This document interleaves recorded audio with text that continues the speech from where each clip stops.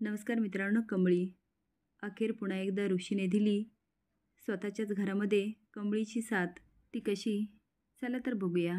प्राजक्ताला लग्न करायचं नसतं तेव्हा ती ऋषीला बोलते, पण ऋषी तिला छान समजावतो आणि म्हणतो, अगं फक्त बघायला येणारे फॉर्मॅलिटीज. आता प्राजक्ताला बरं वाटतं, ती मान हलवते. त्याच वेळेस निंगे आणि कमळी येतात. कमळी म्हणते, काय गं निंगे, हेच घर आहे का? निंगे म्हणते, वय वय हेच आहे. आता दोघी पण गेट उघडतात. तेव्हा आतमध्ये प्राजक्ताचा बघायचा कार्यक्रम चालू असतो. पण प्राजक्ता मात्र निवांत असते, कारण तिला ऋषी बोललेला असतो की हा फक्त बघायचा कार्यक्रम आहे. पण तेवढ्यात देशमुख म्हणतात, खूप सुंदर आहे हो तुमची मुलगी, आम्हाला तर आवडली. काय रियान? रियान पण लाजून म्हणतो, हो. हे ऐकून प्राजक्ताचा मूड जातो आणि ती ऋषीकडे बघते. तेवढ्यात रागिनी म्हणते, मुलाला मुलगी आवडली ना, मग पुढची बोलणी पण करून घेऊया. आता मात्र प्राजक्ता आणि ऋषी हादरतात. तेवढ्यात रियांचा फोन येतो.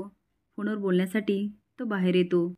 कमळी आणि निंगीला बघतो आणि त्यांच्यासमोर येतो आणि विचारतो, कोण आहात तुम्ही आणि इथे काय करताय? कमळी म्हणते, ऋषी सरांना भेटायचं होतं. कमळीला लूक देत म्हणतो, कुठून आलात? कमळीला त्याचे हावभाव बरोबर कळतात, म्हणून ती बोट करत आणि रागात म्हणते, कुठून काय येईना, तुम्हाला काय करायचं? पण रियान मात्र कमळीचं बोट पकडतो. त्याची छेडछाड सुरू होते. निंगे आ करून बघत असते. रियान म्हणतो, गावरान तडका, ह्या झणझणीत डिशेस टेस्ट करायला मला खूप आवडेल. आता मात्र कमळी काय मागे पुढे बघत नाही आणि रियानच्या एक कानाखाली देते. आता मात्र रियानची चांगलीच अक्कल ठिकाण्यावर येते. तो गालाला हात लावतो आणि कमळीकडं घाबरून बघायला लागतो. पण कमळी काही शांत बसत नाही. त्याचा हात पकडते आणि फरफडत आत घेऊन जाते आणि सगळ्यांना म्हणते, याने बाहेर काय केलं माहिती का तुम्हासनी? रागिनी पटकन उठते आणि म्हणते, तुला तर आता, आणि कमळीला मारणार. तेवढ्यात ऋषी हात पकडतो आणि म्हणतो, सॉरी रागिनी आंटी, पण असं ऐकून न घेता तुम्ही हात कसा उचलू शकता? ऋषी आणि कमळी बाहेर येतात. कमळी म्हणते, असा कुणावर अन्याय झालेला मी नाही बघू शकत. ऋषी म्हणतो, कमळी तू चिखलात उगवलेल्या कमळासारखी आहेस, कायम तशीच राहा. आता मात्र कमळी ऋषीकडे बघत राहते.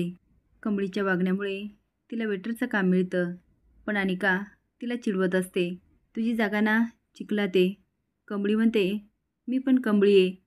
तू किती जरी वंगाळ बोलून घाण केलीस ना, तरी मी त्यामध्ये पण फुलणारच आहे.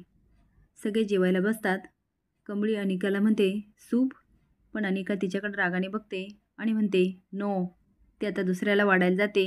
अनिका तिच्यामध्ये पाय घालते. कमळीचा तोल जातो आणि सूप एकीच्या अंगावर पडतं. ती उठत म्हणते, इडियट, हे काय केलंस तू? आता कामिनी मोठ्याने ओरडते, अशी कामं करतेस तू? नयनतारा तिच्या नवऱ्याला म्हणते, पहिले हिला माझ्या डोळ्यासमोरून घालवा. आता मात्र अनिका हसायला लागते आणि कमळीला खूप रडायला येतं. हे सगळं लांब उभा राहून ऋषी बघत असतो. असेच नवीन अपडेट जाण्यासाठी लाईक आणि सबस्क्राईब करा. धन्यवाद.